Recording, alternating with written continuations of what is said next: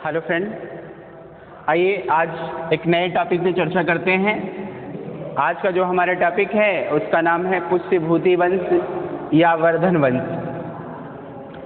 पुष्यभूति वंश या वर्धन वंश, इस वंश का जो संस्थापक होता है उसका नाम होता है पुष्यभूति।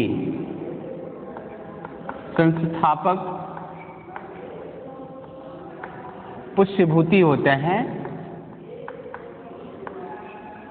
पुष्यभूति, और इसी के नाम पर इस वंश का नाम पड़ता है पुष्यभूति वंश। ठीक है, ये इस वंश का संस्थापक शासक होता है और इसी के नाम पे इस वंश का नाम होता है पुष्यभूति। अच्छा, ये वंश कहाँ पे शासन करता था? बात इसके जगह की बात की जाएगी तो ये जानते रहिएगा, ये वंश नीलकंठ महाजनपद,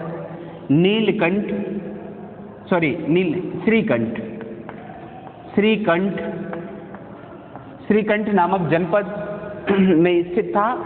और उस स्थान की बात करें तो दिल्ली और हरियाणा के आसपास का क्षेत्र होता था। दिल्ली प्लस हरियाणा, दिल्ली और हरियाणा के आसपास का जो क्षेत्र होता था वो श्रीकंठ नामक जनपद के नाम से जाना जाता था। और उसी जगह पे एक वंश की स्थापना होती है जिसका नाम होता है पुष्यभूति वंश या वर्धन वंश। इसको वर्धन वंश क्यों कहा जाता है? क्योंकि इस वंश का जब पहला शासक होता है जिसका नाम होता है नरवर्धन, तो उसके नाम के आखिरी में वर्धन शब्द लगा होता है, इसीलिए इस वंश को बाद में वर्धन वंश के नाम से भी जाना जाता है। तो ये जानते रहिएगा, अगर पुष्यभूति वंश कहता है क्यों कहा जाता था, तो इस वंश का जो संस्थापक शासक था उसका नाम था पुष्यभूति, इसीलिए इसे पुष्यभूति वंश के नाम से जाना गया। और बाद में इसमें आगे चलकर देखा गया ये कि अगला जो शासक होता है पुष्यभूति के बाद जो अगला शासक होता है उसका नाम होता है नरवर्धन। नरवर्धन इस वंश का अगला शासक होता है, इसीलिए इस वंश को वर्धन वंश के नाम से भी जाना जाता है। ये जो शासक होते हैं ये कैसे शासक होते हैं? ये निर्बल शासक होते हैं, इनकी उपलब्धियों के बारे में विशेष जानकारी नहीं प्राप्त होती। तो नरवर्धन के बाद जो अगला शासक होता है वो होता है राज्यवर्धन।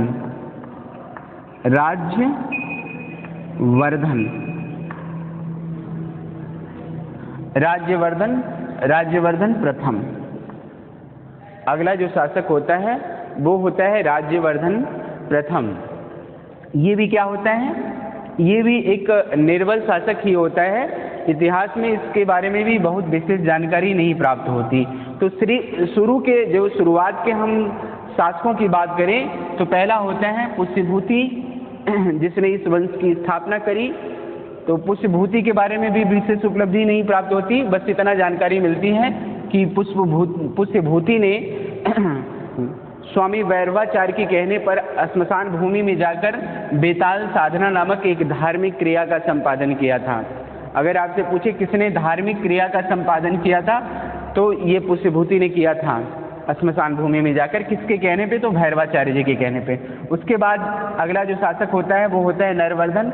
ये भी नाम मात्र का एक शासक होता है, इसी के नाम पे इस वंश का नाम पड़ा वर्धन वंश। और अगला शासक राज्यवर्धन प्रथम, ये भी एक निर्बल शासक होता है, इसके नाम के आगे सिर्फ महाराज शब्द जुड़ा होता है। तो महाराज नाम के आगे अगर महाराज शब्द उपाधि आ जाए तो ये जानते रहिएगा वो एज ए सामंत शासक माना जाता है। उत्तर भारत के जितने भी सारे शासक होंगे अगर उनके नाम के आगे महाराज शब्द जुड़ता है, महाराज, याद रखिएगा, किसी भी उत्तर भारतीय शासक के नाम के साथ अगर महाराज शब्द जुड़ा हुआ मिलता है तो ये उनके सामंत होने का सूचक होता है। और कहीं इसकी जगह, महाराज की जगह महाराजा धीराज,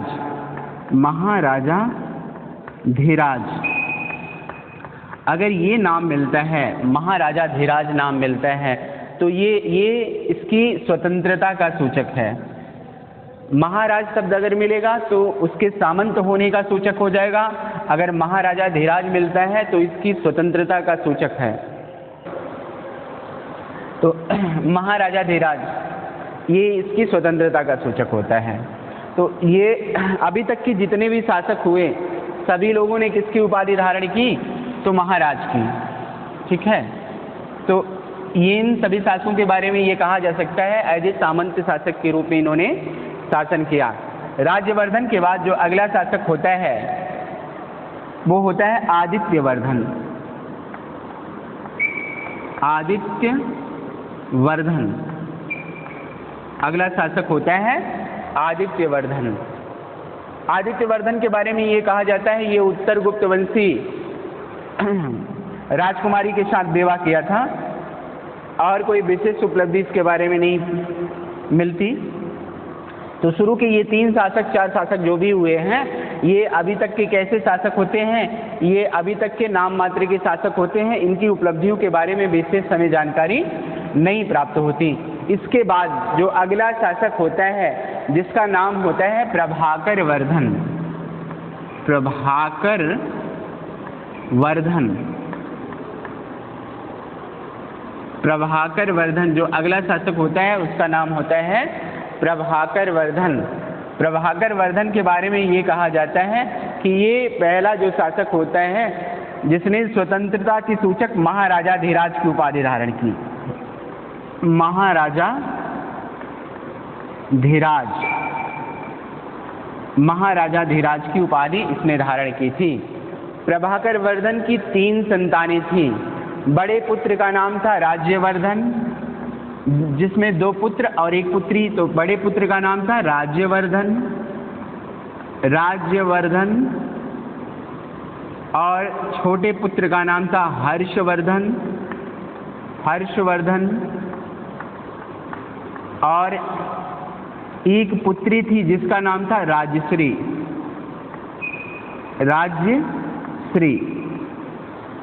तो प्रभाकर वर्धन की 3 संतानें राज्यवर्धन, हर्षवर्धन और राजश्री। प्रभाकर वर्धन की पत्नी का नाम था, पत्नी का नाम था यशोमती, यशोमती।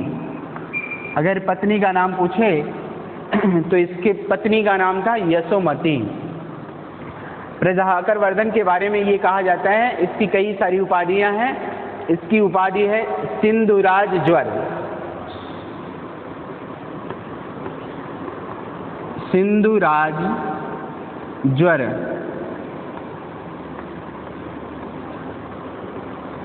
सिंधुराज ज्वर। सिंधु के राजा के लिए ज्वर के समान। हूण हरिण केसरी, हूण हरिण केसरी, हूण हरिण केसरी। इसका अर्थ क्या होता है? तो हूण हरिण केसरी का अर्थ होता है हूण रूपी हिरण के लिए सिंह के समान। ठीक है, तो ये दोनों उपाधियां जानते रहिएगा। अगर पूछे कि सिंधु राज ज्वर का मतलब क्या होता है तो ये जान लीजिएगा कि सिंधु राज ज्वर का अर्थ होता है सिंधु के राजा के लिए ज्वर के समान, और हूण हरिण केसरी का अर्थ होता है कि हूण रूपी हिरण के लिए सिंह के समान। ये दोनों उपाधियां किसकी थी?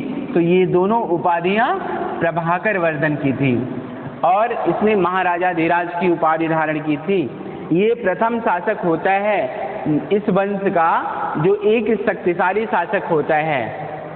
इसने कई सारे क्षेत्रों को जीतकर अपने साम्राज्य में मिला लिया था और उसके बाद ये कहा गया कि इसके जीवन के आखिरी समय में ये किसी गंभीर बीमारी से ग्रस्त हो जाता है और इसी बीमारी के वजह से ये इसकी मृत्यु हो जाती है और इसकी मृत्यु के बाद इसकी पत्नी यशोमती सती हो जाती हैं।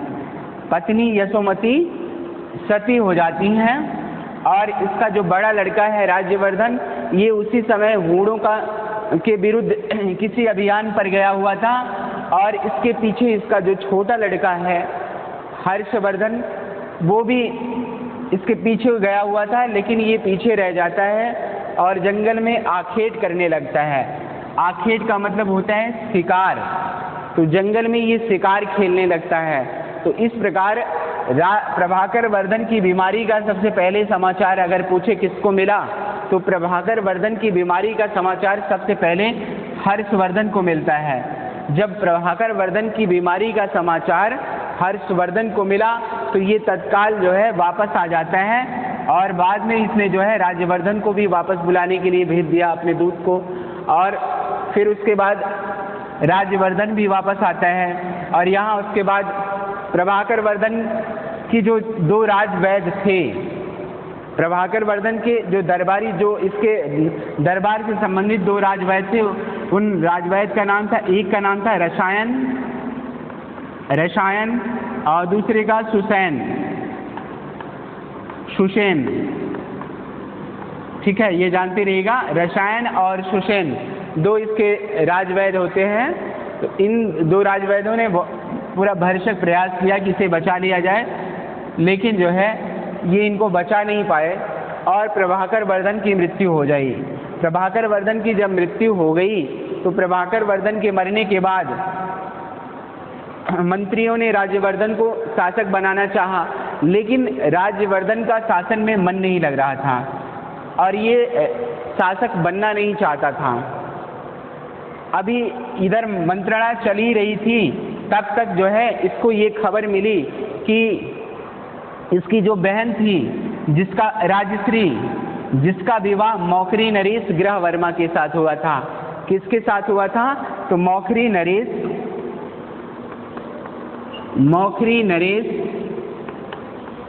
ग्रहवर्मा। तो मौखरी नरेश ग्रहवर्मा के साथ हुआ था। तो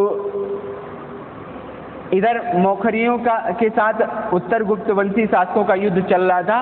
उसी में जो है मौखरी नरेश ग्रहवर्मा की देवगुप्त नामक उत्तर गुप्तवंशी शासक होता है, जिसने ग्रहवर्मा की हत्या कर दी और राजश्री को कैद करके कारागार में डाल दिया। तो जब इस बात की खबर राज्यवर्धन को होती है तो राज्यवर्धन बड़ा क्रोधित होता है और क्रोधित होने के बाद उसने जो है शासन सत्ता अपने छोटे भाई हर्षवर्धन को सौंपकर यहाँ से एक विशाल सेना लेकर देवगुप्त को दंडित करने के लिए चल पड़ा। जब ये मालवा के देवगुप्त को दंडित करने के लिए चला, जब ये दंडित करने के लिए चला तो ये कहा गया कि इसके साथ, चूंकि हर्षवर्धन और राज्यवर्धन के साथ इनका बचपन जो है इनकी ममेरे भाई भांडी के साथ गुजरा हुआ था, तो कभी इनके ममेरे भाई भांडी का नाम हो सकता है। तो ममेरा भाई भांडी बचपन इन्हीं के साथ गुजरा हुआ था, भांडी के साथ बचपन इनका गुजरा हुआ था। और बचपन इनका माधवसेन, जो मालवा का शासक था, मालवा के शासक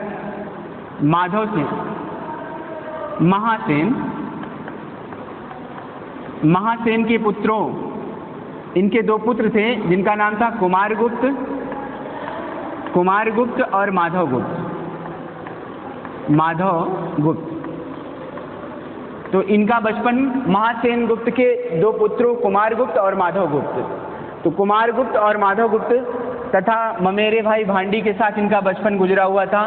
तो इस अभियान में, राज्यवर्धन के इस अभियान में भांडी भी इनके साथ सेना सहित जाता है। और ये कहा गया कि जब राज्यवर्धन और मालवा के शासक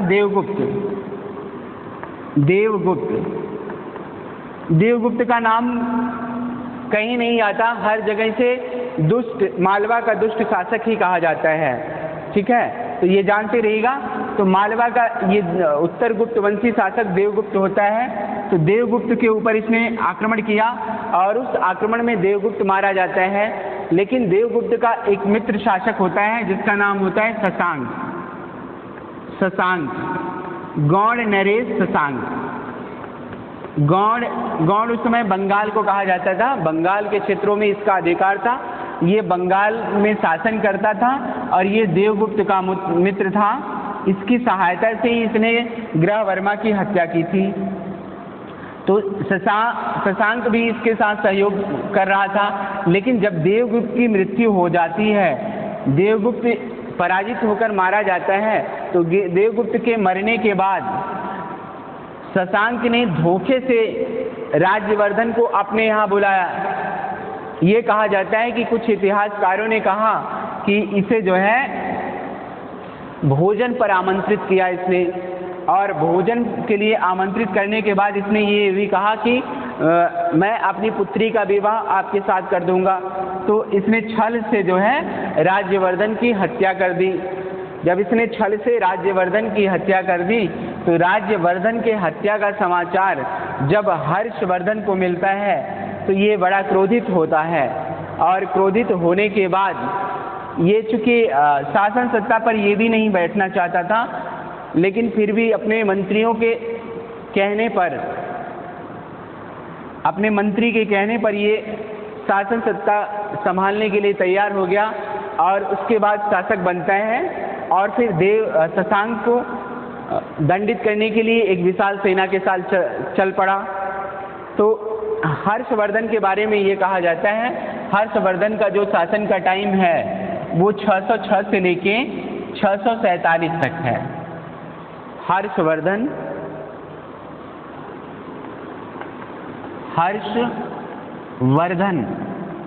इसके जो शासन का टाइम है 606 से लेके 647। अब हर्षवर्धन के इतिहास जानने के साधन, इतिहास जानने के साधन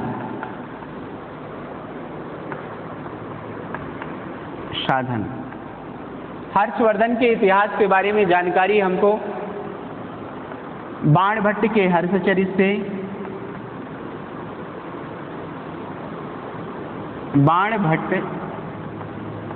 बाणभट्ट के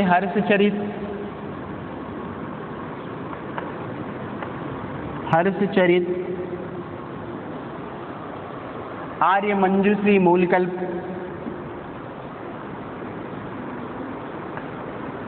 आर्य मंजू श्री मूलकल्प, आर्य मंजू श्री मूलकल्प नामक ग्रंथ से वेनसांके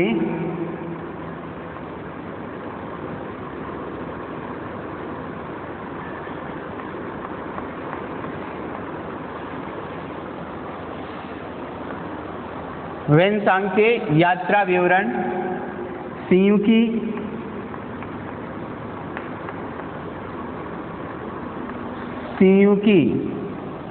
वेनसांके यात्रा विवरण का क्या नाम था? सियुकी, ठीक है। वेनसांके यात्रा विवरण सियुकी से। मात्वालिन ये भी एक चीनी इतिहासकार है, इससे इत्सिंग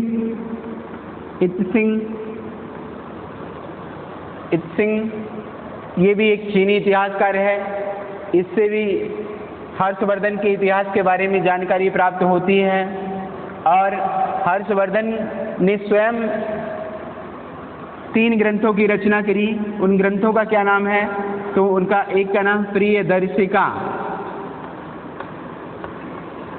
प्रियदर्शिका पहला, दूसरा रत्नावली,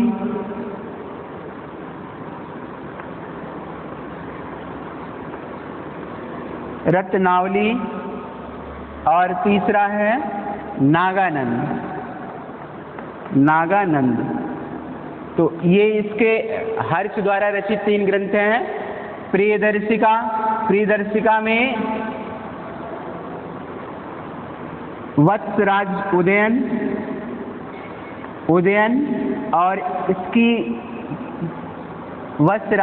और इसकी रानी वासव दत्ता की प्रेम कहानी या प्रणय कथा का उल्लेख मिलता है।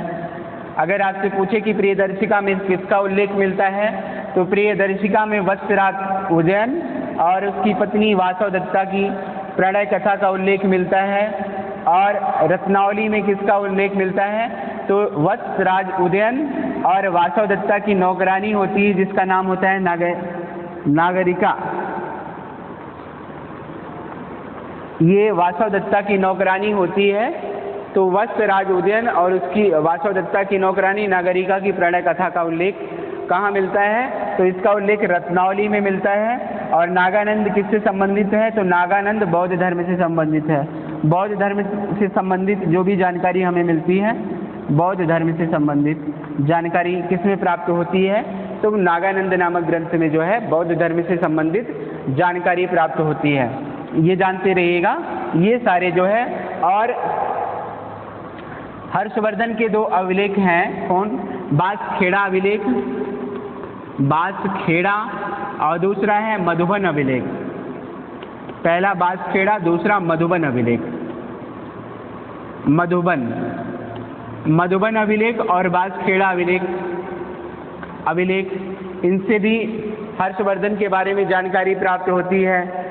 और सोनपत मुद्रा भांड, सोनपत मुद्रा भांड से भी, सोनपत मुद्रा भांड से भी हर्षवर्धन के बारे में जानकारी प्राप्त होती है। और ऐहोल अभिलेख, ऐहोल अभिलेख, ऐहोल अभिलेख किसका है? तो ऐहोल अभिलेख पुलकेशिन द्वितीय का है। किसका है? पुलकेशिन द्वितीय। ये चालुक्य वंशी शासक होता है। पुलकेशिन द्वितीय का ऐहोल अभिलेख है, जिसकी रचना किसने की थी? ऐहोल अभिलेख की रचना किसने की थी? तो ऐहोल अभिलेख की रचना रविकीर्ति ने की थी। रविकीर्ति, ठीक है। ऐहोल अभिलेख का रचयिता कौन था? तो रविकीर्ति। ये जानते रहिएगा अगर पूछा जाए तो। ये सारे इनके इतिहास जानने के साधन हैं, जिनसे जो है हर्षवर्धन के बारे में जानकारी प्राप्त होती है। इसका शार्ट स्क्रीन लेना है तो ले सकते हैं, ठीक है। ये इनकी जानकारी का साधन है, जिसके माध्यम से हर्षवर्धन के इतिहास के बारे में जानकारी प्राप्त होती है। ये जानते रहिएगा, जब भी इनके इतिहास जानने का साधन पूछेगा कि कहाँ से जो है हर्षवर्धन के बारे में जानकारी प्राप्त होती है, तो आप बता सकते हो कि इन सभी साक्ष्यों से हर्षवर्धन के बारे में जानकारी प्राप्त होती है। अब आइए देखते हैं हर्षवर्धन का विजय अभियान। विजय अभियान,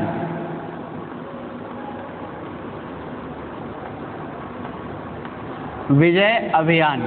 तो हर्षवर्धन ने अपना पहला जो विजय अभियान प्रारंभ किया वो गौड़ नरेश शशांक के विरुद्ध, गौड़ नरेश शशांक के खिलाफ इसने अभियान किया। गौड़ बंगाल का क्षेत्र होता है और इसके अंतर्गत मगध, उड़ीसा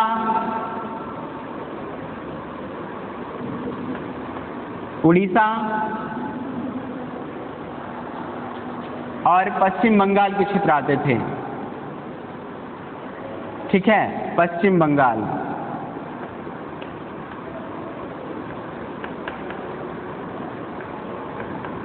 ये सारे क्षेत्र जो है इसके अधीन आते थे। जब भी अगर पूछे कि बंगाल, पश्चिम बंगाल के अधीन शशांक के अधीन कौन कौन से क्षेत्र थे, तो ये सारे क्षेत्र जो है इसके अधीन थे। और सबसे पहला जो हर्ष का अभियान होता है वो किसके खिलाफ होता है? तो हर्ष का पहला जो अभियान होता है वो गौड़ नरेश शशांक के खिलाफ होता है। इस अभियान के बारे में ये कहा जाता है कि जब हर्षवर्धन ने इसके खिलाफ अभियान किया तो इस अभियान में हो न हो हर्षवर्धन ने शशांक को पराजित कर दिया, या शशांक के इससे डर कर कहीं सुरक्षित जगह पे चला जाता है। बाद में जो है जब हर्षवर्धन वहाँ से वापस आता है तो इन क्षेत्रों पे शशांक का पुनः अधिकार हो जाता है, क्योंकि बाद में मातवालिन के विवरण से ये पता चलता है कि शशांक ने लगभग यहाँ 637 तक शासन किया था, 637 तक। तो हो न हो अपने द्वितीय अभियान में इसने जो है इन क्षेत्रों पर अधिकार किया हो, लेकिन तत्कालीन समय में इन क्षेत्रों पर इसने अधिकार किया होगा, लेकिन जैसे ही वापस आया होगा शशांक ने पुनः उन क्षेत्रों पर अधिकार कर लिया होगा, ठीक है। और शशांक के बारे में ये कहा जाता है कि शशांक बौद्ध द्रोही था, शशांक बौद्ध द्रोही था और ये शैव धर्मावलंबी था, किस धर्म को मानता था? तो शैव धर्म को। शैव धर्म यानी भगवान शंकर के धर्म को ये मानता था। शैव धर्मानुयायी था और बौद्ध द्रोही था। इसने बोधि बीज वृक्ष को कटवाकर गंगा में फेंकवा दिया था। तो ये अगर आपसे पूछे किसने बोधि वृक्ष को कटवाकर गंगा में फेंकवा दिया था, तो वो शशांक ने बोधि वृक्ष को कटवाकर गंगा में फेंकवा दिया। और इसने बुद्ध की चरण चिन्हों को, पाषाण के चरण चिन्हों को इसने वहाँ से हटवाकर गंगा में फेंकवा दिया। तो इस प्रकार से ये कहा जा सकता है कि शशांक एक बौद्ध द्रोही था और इसी के कारण इसने बहुत सारे बौद्ध अनुयायियों को इसने जो है दंडित किया था। तो इसके बाद हर्षवर्धन का जो अगला अभियान होता है वो कहाँ होता है? गुजरात पर होता है। गुजरात। हर्ष का अगला अभियान कहाँ होता है? गुजरात के खिलाफ होता है। गुजरात यानी वल्लभी में, वल्लभी, ठीक है, चाहे वल्लभी कहे चाहे वल्लभी, वल्लभी में, ठीक है, वल्लभी में इसका अगला अभियान होता है। वल्लभी का जो शासक होता है, ठीक है, रुद्रसेन होता है और इसके खिलाफ जो है हर्ष ने अभियान किया। और रुद्रसेन का जो सहायक शासक होता है वो होता है दत्तदुति। दत्तदुति। तो इसने दत्तदुति से सहायता मांगी।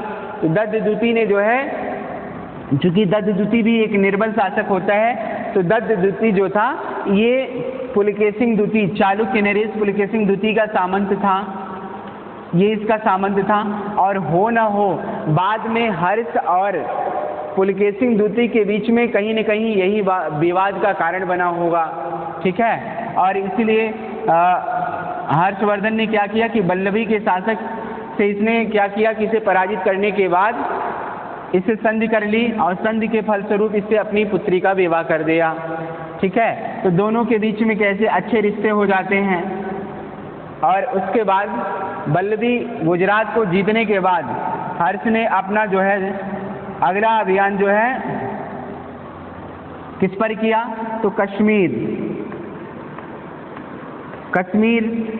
के शासक के बारे में ये कहा जाता है कि जो कश्मीर का शासक था ये जाति का शूद्र था और ये बौद्ध धर्म को मानने वाला था।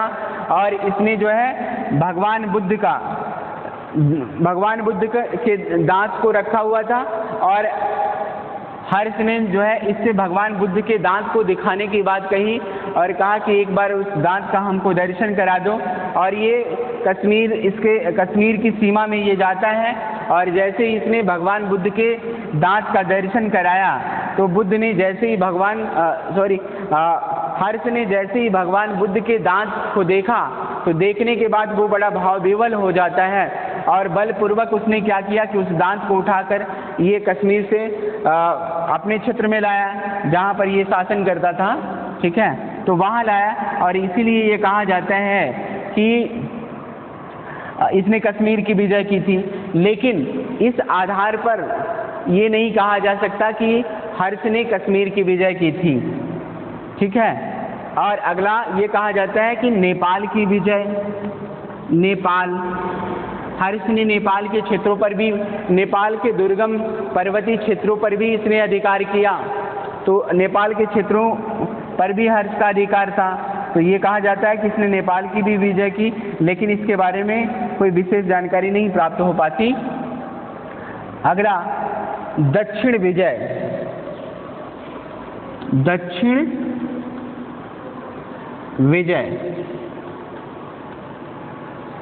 विजय के बारे में ये कहा जाता है कि जब इसने उत्तर भारत के कई सारे क्षेत्रों को जीत लिया तो इन सारे क्षेत्रों को जीतने के बाद हर्ष एक विशाल क्षेत्रों में शासन करने लगा। इसके पास असंख्य सामंतों की सेना हो गई और इसने कई उपाधियां धारण की। इसकी उपाधि, हर्ष की उपाधि ये कहा जाता है कि इसने शीलादित्य की उपाधि धारण की थी। शीलादित्य हर्ष की उपाधि थी क्या, किसकी? तो शीलादित्य की उपाधि। आपसे ये पूछा जा सकता है कि शीलादित्य की उपाधि किसने धारण की थी?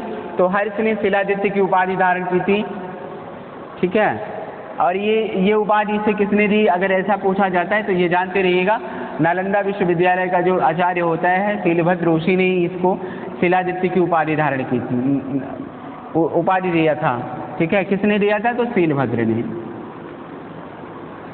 शीलभद्र, ये नालंदा विश्वविद्यालय का आचार्य होता है शीलभद्र ऋषि ने इसको शीलादित्य की उपाधि दी। सकलोत्तर पथनाथ, सकलोत्तर पथनाथ, सकलोत्तर पथनाथ, सकलोत्तराधिपति, उत्तराधिपति। सुड्ढल ने इसे अवंती सुंदरी कथा में कहा है, सकलोत्तर पथनाथ या सकलोत्तर पथेश्वर, सकलोत्तर उत्तराधिपति। ठीक है, तो ये सारी कविता कामिनी का साक्षात हर्ष, कविता कामिनी का साक्षात हर्ष,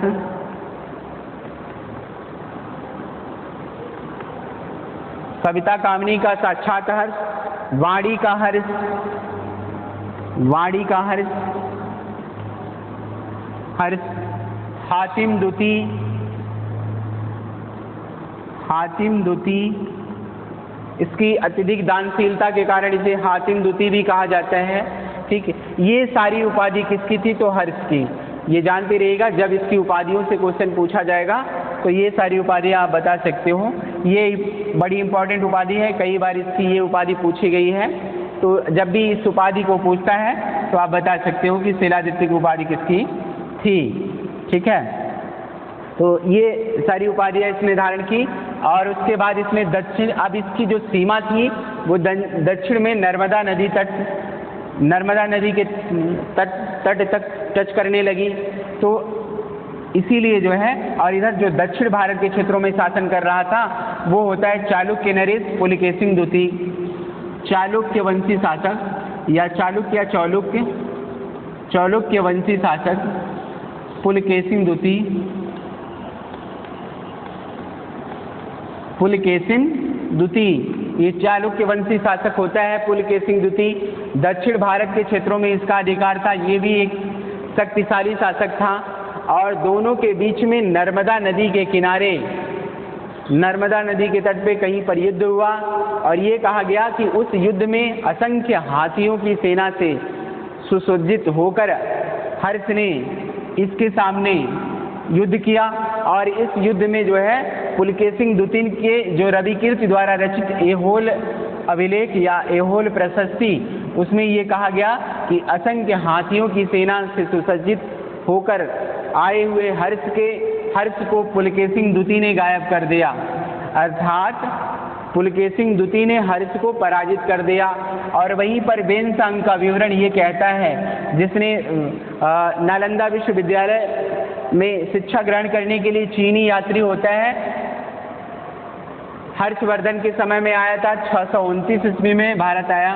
कब आया, तो 629 में नालंदा विश्वविद्यालय में बौद्ध धर्म की शिक्षा ग्रहण करने के लिए आया था। और इसने एक ग्रंथ लिखा जिसका नाम होता है सियुकी। तो सियुकी नामक ग्रंथ में इसका उल्लेख किया, इसने ये लिखा कि हो न हो हर्ष और पुलकेशिन द्वितीय के बीच में जो युद्ध हुआ, इस युद्ध में किसी की भी पराजय का उल्लेख नहीं मिलता। ठीक है, तो ये कहा जा सकता है कि इस युद्ध में हो सकता है कि कोई एक दूसरे से पराजित ना हुआ हो, लेकिन वहीं पर अन्य साक्ष्यों से ये पता चलता है कि पुलकेशिन द्वितीय ने इस युद्ध में हर्ष को पराजित कर दिया था। तो ये जानते रहिएगा, जब भी पूछा जाएगा तो आप बता सकते हो किसके किसके बीच में नर्मदा नदी के तट पे हर्ष और पुलकेशिन द्वितीय के बीच में युद्ध हुआ था। ठीक है, तो दक्षिण भारत के क्षेत्रों में, और कहा जाता है कि दक्षिण भारत के कई सारे क्षेत्रों को भी हर्ष ने विजित किया था, जिसमें ये कहा जाता है चोल, कांची, पहलव आदि के क्षेत्रों को हर्ष ने जीत लिया था, लेकिन उसके बारे में अन्य साक्ष्यों से पता नहीं चलता। तो कांची और पहला चोल आदि के क्षेत्रों को भी जीतने का उल्लेख मिलता है, लेकिन ये कहा जाए कि उन क्षेत्रों पर जो है हर्ष का अधिकार नहीं था, क्योंकि अन्य साक्ष्यों से इसके बारे में हमें पता नहीं चलता। तो इस आधार पर हम ये नहीं कह सकते कि इसने दक्षिण भारत के इन सारे क्षेत्रों की विजय की थी। ठीक है, तो हर्ष ने एक विशाल साम्राज्य स्थापित किया और इसके बारे में रालिंसन और राय चौधरी महोदय ने रालिंसन और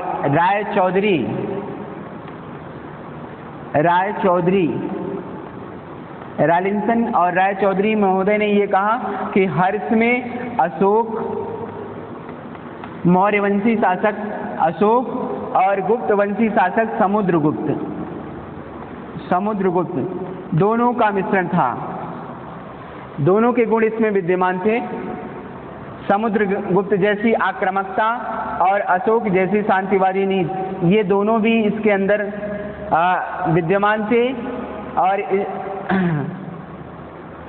इसीलिए ये कहा जाता है कि ये उत्तर भारत का एक शक्तिशाली शासक था।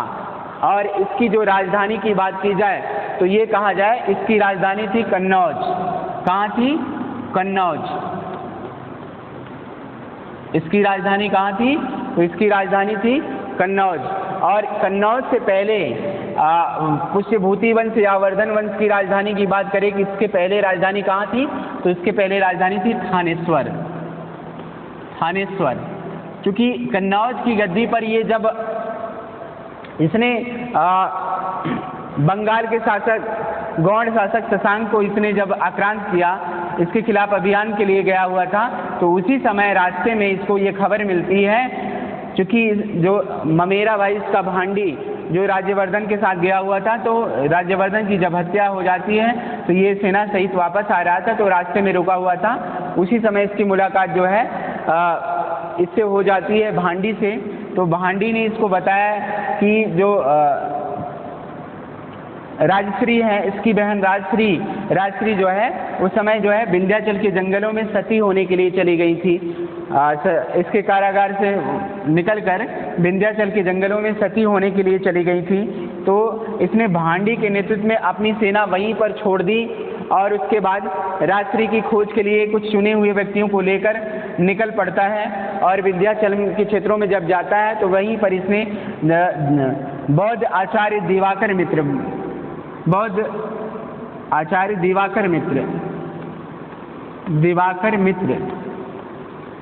दिवाकर मित्र की सहायता से इसने जो है राजश्री को खोज निकाला।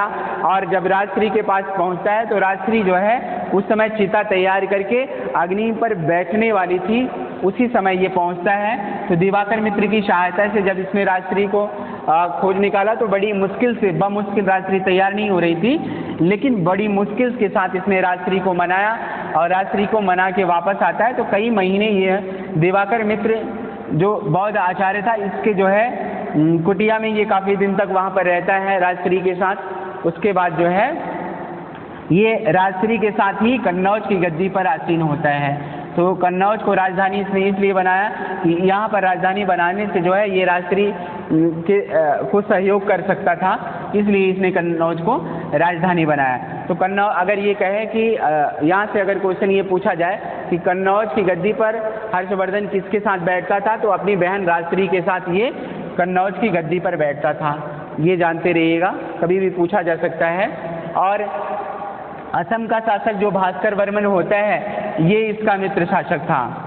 असम को भी और अन्य नामों से जाना जाता है। अगर असम के बारे में पूछे तो असम का अन्य नाम क्या होता है, तो असम का एक नाम था प्रागज्योतिषपुर। क्या नाम था?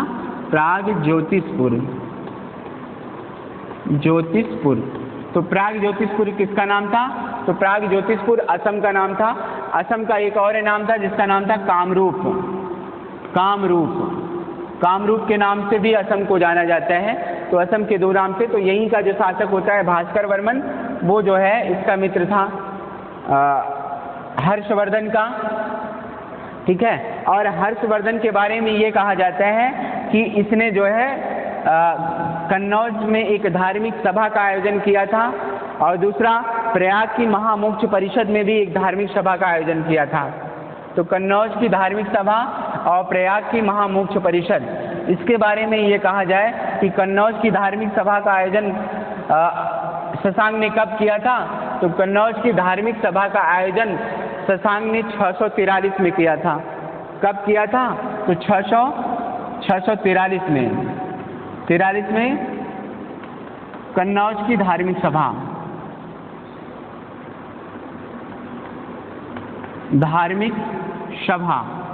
कन्नौज की धार्मिक सभा का आयोजन हर्ष ने कब किया था? तो 643 में। इस कन्नौज की धार्मिक सभा में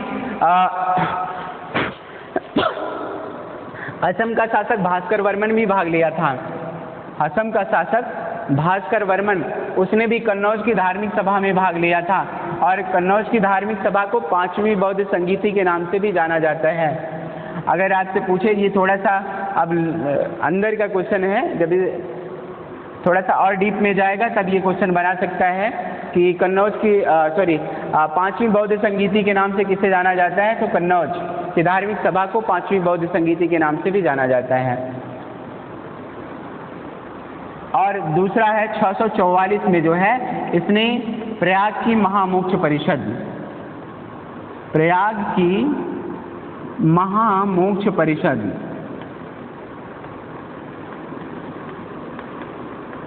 कन्नौज की महामोक्ष परिषद का आयोजन भी इसने कब किया था? तो 644 में। और इसमें जो है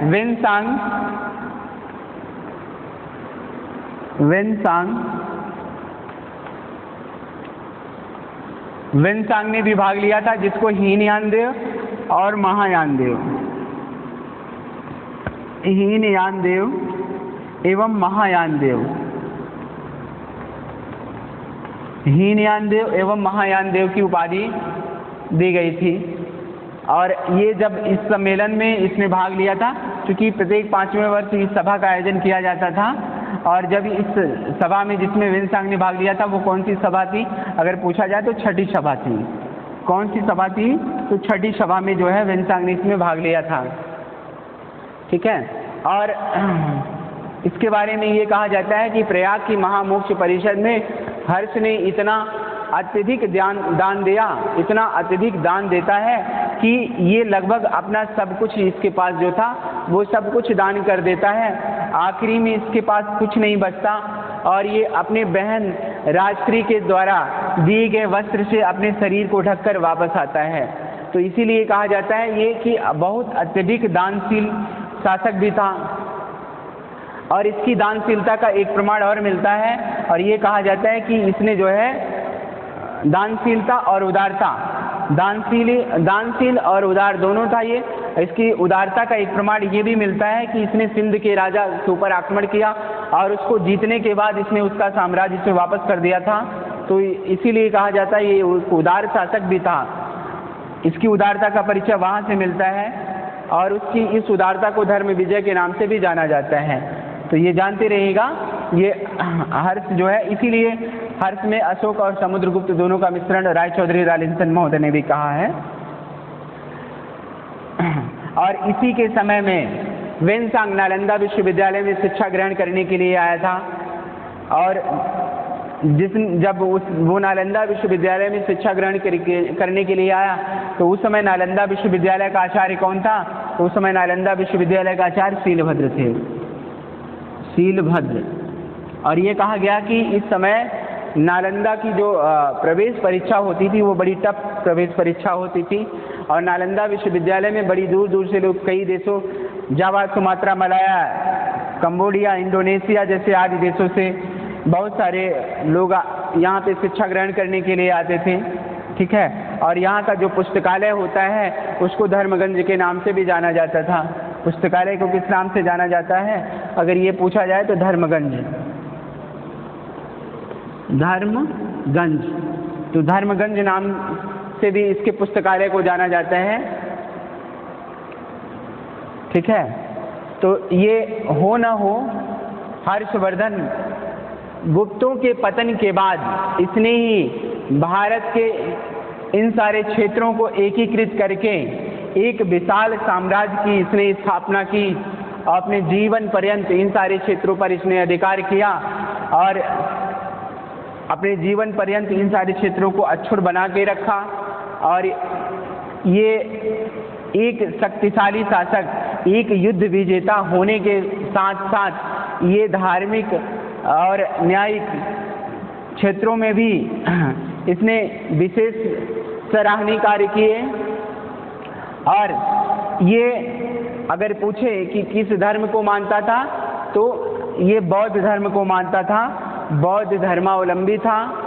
और बौद्ध धर्मावलंबी होने के साथ साथ ये अन्य धर्मों के प्रति भी सहिष्णु शासक था।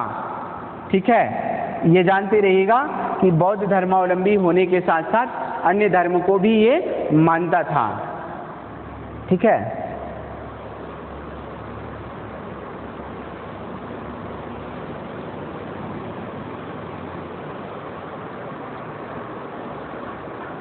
अब इसमें ये क्वेश्चन की बात पूछे कि वर्धन वंश से कैसे क्वेश्चन आ सकते हैं, तो वर्धन वंश से क्वेश्चन आने की बात की जाए तो सबसे पहला जो इसमें क्वेश्चन बनाएगा वो ऐसे बन सकता है कि वर्धन वंश कहाँ पे शासन करता था, तो श्रीकंठ नामक जनपद पे शासन करता था। अच्छा, दूसरा क्वेश्चन ये पूछे कि श्रीकंठ नामक जनपद कहाँ पर स्थित है, तो वो दिल्ली हरियाणा आसपास के क्षेत्रों में स्थित था। और इस वंश का संस्थापक शासक कौन था, तो इस वंश का जो संस्थापक शासक होता है उसका नाम क्या था, तो इस वंश का संस्थापक शासक होता है पुष्यभूति। ठीक है, और इसी के नाम पर इस वंश का नाम पड़ गया पुष्यभूति वंश। और ये वर्धन वंश इसका नाम क्यों पड़ा, अगर ऐसा क्वेश्चन बनता है तो ये जानते रहिएगा कि नरवर्धन इस वंश का पहला शासक होता है जिसके नाम के आगे वर्धन शब्द लगा होता है, इसीलिए इस वंश को वर्धन वंश के नाम से भी जाना जाता है। ठीक है, इस वंश का प्रथम स्वतंत्र शासक कौन हुआ, तो इस वंश का प्रथम स्वतंत्र शासक की बात करेगा तो इस वंश का जो प्रथम स्वतंत्र शासक होता है वो होता है प्रभाकर वर्धन। कौन होता है, तो प्रभाकर वर्धन। प्रभाकर वर्धन ये इस वंश का प्रथम स्वतंत्र शासक होता है जिसने महाराजा धीराज की उपाधि धारण की। सिंधुराज ज्वर किसकी उपाधि है, अगर ऐसा क्वेश्चन पूछा जाएगा तो उसका सही आंसर हो जाएगा प्रभाकर वर्धन। और होड़ हरिण केसरी के नाम से किसे जाना जाता है, अगर ऐसा भी क्वेश्चन बनता है उसका सही आंसर हो जाएगा प्रभाकर वर्धन। क्वेश्चन प्रैक्टिस भी लगे हाथ करवा दे रहे हैं, अच्छे से क्वेश्चन को देख लीजिएगा तो ये पूरा विश्वास रखिए कि यहाँ से बाहर क्वेश्चन नहीं आएगा। अच्छा, उसके बाद अब आगे बढ़ते हैं तो आगे ये देखते हैं कि प्रभाकर वर्धन की पत्नी का क्या नाम था। अगर ऐसा क्वेश्चन बनाता है तो प्रभाकर वर्धन की पत्नी का क्या नाम था, तो इसकी पत्नी का नाम था यशोमती। क्या नाम था, तो इसकी पत्नी का नाम था यशोमती। और किसके मरने के बाद यशोमती सती हो जाती हैं, तो प्रभाकर वर्धन की मृत्यु के बाद यशोमती सती हो जाती हैं। और सती किसे कहते हैं, अगर ये कहा जाए तो पति के मरने के बाद जब उनकी चिता पर जो है उनकी पत्नी जल मरती है तो इसे क्या कहते हैं, सती कहते हैं। ठीक है, और इसके बारे में ये भी एक कहावत मिलती है कि जिस क्षेत्र की स्त्रियां सती होती थी उसकी कई जो है पीढ़ियां पुण्य की भागीदार बनती थी। आगे देखते हैं तो अगला जो क्वेश्चन यहाँ से बनेगा वो ये बनेगा कि प्रभाकर वर्धन की कितनी संतानें थी। तो अगर ऐसा क्वेश्चन बनता है तो प्रभाकर वर्धन की कितनी संतानें थी, 3 संतान थी। कितनी थी, तो 3 संतान थी, जिसमें बड़े पुत्र का क्या नाम था, तो बड़े पुत्र का नाम था राज्यवर्धन द्वितीय। इस बात को याद रखिएगा क्योंकि जब हम पुष्यभूति या वर्धन वंश में देखते हैं कि शुरू के जो 3 शासक होते हैं जिसमें पहला शासक होता है नरवर्धन और दूसरा शासक होता है राज्यवर्धन प्रथम, और इसके बाद जो अगला शासक होता है वो आदित्यवर्धन, उसके बाद होता है प्रभाकर वर्धन, और प्रभाकर वर्धन का जो लड़का होता है उसका नाम होता है राज्यवर्धन द्वितीय। तो इसलिए जो है इनकी 3 संतानों में जो बड़ा लड़का होता है उसका नाम क्या होता है, तो उसका नाम होता है प्रभाकर वर्धन द्वितीय। इस बात को जरूर याद रखिएगा कि प्रभाकर वर्धन द्वितीय लगाइएगा नहीं, गलत हो जाएगा, क्योंकि इसके पहले एक प्रभाकर वर्धन प्रथम हो चुका है। तो प्रभाकर वर्धन द्वितीय और छोटे पुत्र का नाम था हर्षवर्धन और एक पुत्री थी। ठीक है, तो ये जानते रहिएगा 3 संतानें थी प्रभाकर वर्धन की। और उसके बाद अगला क्वेश्चन जो इसमें बन सकता है वो अगला क्वेश्चन ऐसे बनेगा कि राज्यवर्धन का युद्ध किस गुप्तवंशी शासक के साथ हुआ था? तो वो गुप्तवंशी शासक था देवगुप्त। क्या था? देवगुप्त। देवगुप्त कहाँ पे शासन करता था? देवगुप्त मालवा पे। ठीक है, कहाँ? मालवा। मालवा नरेश देवगुप्त कहा जाता है। ठीक है, ये जानते रहिएगा किस गुप्तवंशी शासक के साथ युद्ध हुआ था? तो देवगुप्त इसके साथ युद्ध हुआ था। इसमें जो है राज्यवर्धन ने इसकी हत्या कर दी थी। देवगुप्त का मित्र कौन था? अगर ऐसा क्वेश्चन पूछता है तो देवगुप्त का जो मित्र था उसका नाम था शशांक। क्या नाम था? शशांक। शशांक। देवगुप्त के मित्र का क्या नाम था? तो देवगुप्त के मित्र का नाम था शशांक। ये कहाँ पे शासन करता था? तो ये बंगाल पे शासन करता था। गौड़, यानी गौड़ को क्या अन्य किस नाम से जाना जाता है? तो गौड़ को बंगाल, यानी गौड़ बंगाल के क्षेत्रों को गौड़ के नाम से भी जाना जाता है, इसीलिए इसे गौड़ नरेश कहा जाता है। ठीक है, शशांक किस धर्म का अनुयायी था? अगर ऐसा क्वेश्चन बनता है तो शशांक जो है शैव धर्म का अनुयायी था। शैव धर्म मतलब भगवान शंकर के धर्म का अनुयायी था। बौद्ध द्रोही के नाम से किसे जाना जाता है? तो अगर ऐसा क्वेश्चन बनता है तो शशांक को बौद्ध द्रोही के नाम से जाना जाता है। ये बौद्ध धर्म को नहीं मानता था, बौद्ध विरोधी था। ठीक है, इसीलिए इसने किसने बोधि वृक्ष को कटवाकर गंगा में फेंकवा दिया? अगर ऐसा क्वेश्चन बनता है तो बोधि वृक्ष को कटवाकर गंगा में किसने फेंकवाया था? शशांक ने। ठीक है, तो शशांक ने ही बोधि वृक्ष को कटवाकर गंगा में फेंकवा दिया। अगला क्वेश्चन, राज्यवर्धन की हत्या किसने की थी? राज्यवर्धन द्वितीय की हत्या किसने की थी? तो राज्यवर्धन द्वितीय की हत्या शशांक ने की थी। किसने की थी? तो शशांक। शशांक ने ही राज्यवर्धन द्वितीय की हत्या की थी। इस बात को नोट कर लीजिएगा। इन सब सारे क्वेश्चन को जो भी डिस्कशन कर रहे हैं क्वेश्चन, इन सारे क्वेश्चन को आप कॉपी पेन लेके बैठा करिए और ये नोट कर लीजिएगा सारे क्वेश्चन को, क्योंकि यहाँ से क्वेश्चन जरूर आएंगे। इसके बाद आगे बढ़ते हैं। हर्षवर्धन के शासन का टाइम क्या है? अगर ऐसा क्वेश्चन पूछता है तो हर्षवर्धन के शासन का टाइम है 606 से लेके 647। 606 से 647 ये पूरा टाइम किसका है? तो ये पूरा टाइम हर्षवर्धन का है। ठीक है,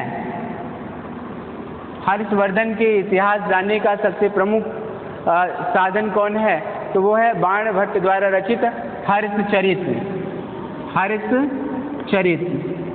हर्षचरित। अब देखिए यहाँ से थोड़ा सा एक क्वेश्चन और दूसरा पूछ सकता है, वो ये पूछ सकता है कि हर्षचरित किसकी रचना है? अगर ऐसा पूछता है तो हर्षचरित बाणभट्ट की रचना है। किसकी रचना है? बाणभट्ट की। बाणभट्ट ने कई सारे ग्रंथों की रचना की थी, जिसमें अगर पूछा जाए तो बाणभट्ट के अन्य रचना का क्या नाम है? तो बाणभट्ट द्वारा रचित रचना है हर्षचरित। हर्षचरित। दूसरी है कादंबरी। कादंबरी, ये आपसे पूछे कि कादंबरी किसकी रचना है? तो ये बाणभट्ट की दोनों रचना है, हर्षचरित, कादंबरी। पार्वती परिणय तीसरी रचना है, पार्वती परिणय। पार्वती परिणय।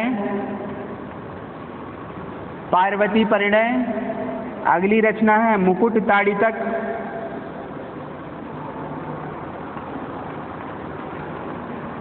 मुकुट ताड़ितक। और अगली रचना है चंडी शतक। चंडी शतक।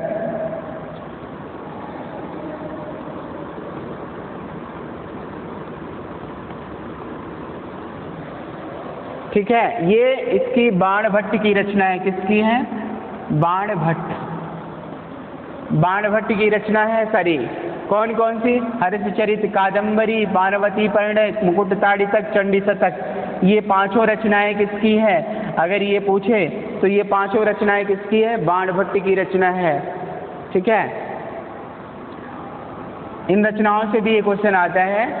और हर्षवर्धन ने किस ग्रंथ की रचना की? तो हर्षवर्धन ने 3 ग्रंथों की रचना की थी, जिसमें पहले ग्रंथ का नाम था प्रियदर्शिका और दूसरा रत्नावली, तीसरा नागानंद। तो ये प्रियदर्शिका, रत्नावली, प्रियदर्शिका, रत्नावली, नागानंद,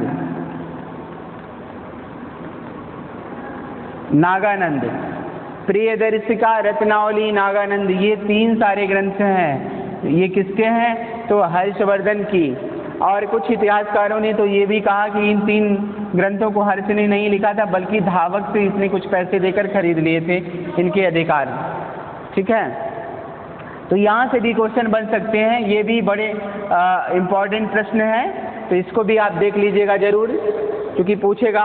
अगर इसमें थोड़ा सा और डीप में जाएगा तो ये पूछ सकता है कि प्रियदर्शिका में किसका उल्लेख मिलता है? तो प्रियदर्शिका में वत्सराज उदयन और उसकी पत्नी वासवदत्ता की प्रणय कथा का उल्लेख मिलता है। रत्नावली में किसका उल्लेख मिलता है? अगर ऐसा क्वेश्चन बनाता है तो रत्नावली में किसका उल्लेख मिलता है? वत्सराज उदयन और वासवदत्ता, इसकी जो पत्नी होती है उसकी नौकरानी परिचारिका नागरिका का उल्लेख मिलता है, जानते रहिएगा। और नागानंद में किसका उल्लेख मिलता है? ऐसा क्वेश्चन बनाता है तो इसमें बौद्ध धर्म से संबंधित जानकारी प्राप्त होती है। ये तीनों क्वेश्चन इंपॉर्टेंट है, यहाँ से भी क्वेश्चन बन सकता है। ठीक है, तो ये जानते रहिएगा, ये इससे क्वेश्चन आ सकते हैं। और ये सभी भी क्वेश्चन कैसे हैं?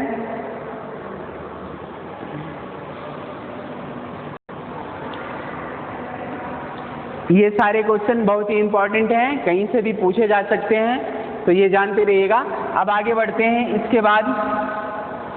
इसके बाद आगे क्वेश्चन अगर बनता है तो ये क्वेश्चन बन सकता है कि असम का शासक भास्कर वर्मन किसका मित्र था? अगर ऐसा क्वेश्चन बनता है तो असम का शासक भास्कर वर्मन हर्षवर्धन का मित्र था। ठीक है, किसका मित्र था? तो हर्षवर्धन का मित्र था असम का शासक भास्कर वर्मन। ठीक है, और अगला क्वेश्चन अगर इससे बनेगा तो दक्षिण भारत के किस शासक के साथ हर्षवर्धन का युद्ध हुआ था? तो अगर ऐसा क्वेश्चन बनता है तो ये जानते रहिएगा, दक्षिण भारत के शासक पुलकेशिन द्वितीय, दक्षिण भारत के शासक पुलकेशिन द्वितीय के साथ हर्षवर्धन का युद्ध हुआ था। और एक क्वेश्चन इसमें और बना सकता है, वो ऐसे बना सकता है कि पुलकेशिन द्वितीय और हर्ष के बीच में कहाँ पर युद्ध हुआ था? तो दोनों के बीच में नर्मदा नदी के तट पर युद्ध हुआ था। कहाँ हुआ था? तो नर्मदा नदी के तट पर दोनों के बीच में युद्ध हुआ और उसी को सीमा भी मान ली गई। अब अगला क्वेश्चन है, इससे ये बन सकता है कि ऐहोल प्रशस्ति किसकी रचना है? तो अगर ऐसा क्वेश्चन बनता है कि ऐहोल प्रशस्ति किसकी रचना है तो उसका सही आंसर हो जाएगा रवि कीर्ति की। किसकी है? तो रवि कीर्ति द्वारा रचित ऐहोल प्रशस्ति है। और ऐहोल प्रशस्ति किसकी है? तो पुलकेशिन द्वितीय की है। या ऐहोल प्रशस्ति में किसका उल्लेख मिलता है? हर्ष और पुलकेशिन द्वितीय के बीच में हुए युद्ध का। ठीक है, तो ये जानते रहिएगा। शिलादित्य किसकी उपाधि थी? अगर ऐसा क्वेश्चन पूछा जाता है तो उसका सही आंसर हो जाएगा हर्ष की। किसकी थी? तो हर्ष की उपाधि थी शिलादित्य की। ठीक है, तो ये जानते रहिएगा। उपाधियों से भी इसके एक क्वेश्चन आ सकता है। शकलोत्तर पथेश्वर की उपाधि कौन धारण करता था? तो हर्ष धारण करता था। कविता कामिनी का साक्षात हर्ष, वाणी का साक्षात हर्ष, ये सारी उपाधियाँ किसकी थी? तो हर्ष की। हातिम द्वितीय भी कहा जाता है क्योंकि ये बड़ा दानशील था। दानशीलता के बारे में हमने पहले ही आपको इसके बारे में चर्चा कर चुके हैं। प्रयाग की महामोक्ष परिषद का आयोजन हर्ष ने जब किया था तो उसमें वेनसांग भी भाग लिया था। वो कौन सी सभा थी? तो वो छठी सभा थी। याद रखिएगा, अगर ऐसा क्वेश्चन बनता है कि वो कौन सी सभा थी जिसमें वेनसांग ने भाग लिया था, तो छठी सभा थी। कौन सी? छठी। तो छठी सभा थी जिसमें जो है वेनसांग ने भी भाग लिया था। हीनयान देव और महायान देव किसकी उपाधि है? अगर ऐसा क्वेश्चन बनता है तो ये जानते रहिएगा, हीनयान देव और महायान देव किसकी उपाधि थी? तो वेनसांग की। वेनसांग की रचना का क्या नाम है? अगर ऐसा क्वेश्चन बनता है तो वेनसांग की रचना का नाम है सियुकी, या इसको थोड़ा सा पलट के भी पूछ सकता है, तो ये कह सकता है कि सियुकी किसकी रचना है। अगर ऐसा क्वेश्चन बनता है तो ये जान लीजिएगा कि सियुकी जो है वेनसांग की रचना है। ठीक है। वेनसांग कहाँ पर शिक्षा का अध्ययन करने के लिए आया था? तो नालंदा विश्वविद्यालय में। कहाँ पर? नालंदा।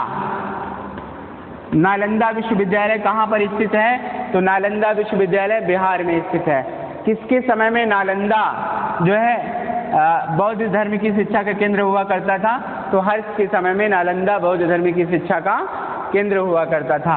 और थोड़ा सा और डीप में जाएगा तो ये पूछ सकता है कि नालंदा किस धर्म, बौद्ध धर्म के किस शाखा से संबंधित है या किस संप्रदाय से संबंधित है? तो बौद्ध धर्म के महायान संप्रदाय से संबंधित धर्म की शिक्षा इसमें दी जाती थी नालंदा में। ठीक है। या संबंधित कहेगा या किस धर्म से संबंधित शिक्षा दी जाती है थी। अगर चाहे जैसे भी क्वेश्चन बनाए तो ये जानते रहेगा, उसका आंसर यही होगा। महायान धर्म से, बौद्ध धर्म के महायान संप्रदाय की शिक्षा यहाँ पर दी जाती थी नालंदा में। ठीक है। यहाँ से ये सारे क्वेश्चन इसमें बनेंगे। इन सभी क्वेश्चन को आप अच्छे से देखिए जो है, और इसका अध्ययन कीजिए। और आज के लिए बस इतना ही। धन्यवाद।